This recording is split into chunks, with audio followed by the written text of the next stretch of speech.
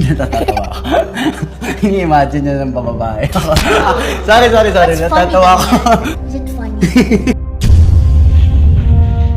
Anyway, please balitaan nyo ako tungkol kay Catherine. Asa na siya? Gusto ko siya makausap dito.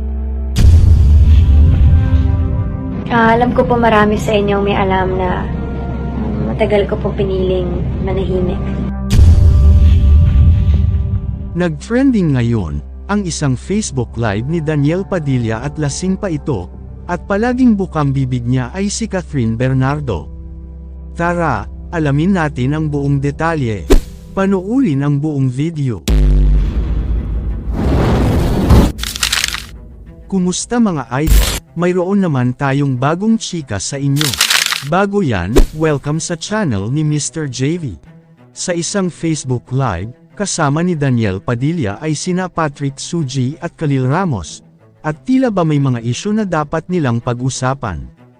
Saad pa ni Daniel Padilla sa Facebook Live, "Oo nga guys, parang gusto ko lang i-share sa inyo ang nararamdaman ko ngayon. Alam mo yung feeling na gusto mo lang maglabas ng sama ng loob." Si Daniel Padilla ay tila'y may mga bagay na nais itanong, ukol sa kanilang relasyon kay Catherine Bernardo. Halatang-halata sa boses ni Daniel Padilla na lasing ito, at medyo makulit ito sa live. Sabi ni Daniel, "Alam mo, minsan talaga, di mo maiiwasang maapektuhan ka ng mga bagay-bagay. Parang gusto ko lang sanang maintindihan niyo yung pinagdadaanan namin ni Catherine." Sa Facebook Live, lumabas ang mga detalye mula kay Patrick Suji, na tila nagpahayag ng sama ng loob sa nangyayari sa pagitan nina Daniel at Catherine. Kaya naman naglabas ng sama ng loob si Daniel Padilla, patungkol sa pinagdadaanan ng Kathniel, lalong-lalo na apektado ang kanilang fans. Narito ang kabuuan ng nasabing video. Anyway, please balitaan nyo ako tungkol kay Catherine. Asa na siya? Gusto ko siya makausap dito. Ano sabi ni Ariel tsaka ni Catherine? Asa na ba si Catherine? Kasi dapat kami nag-uusap ng ganito. Asa na si Catherine? Baka may ginagawa. Baka Tulog tulog na matawagan gamit ko yung Facebook. Ano ba kasing problema mo?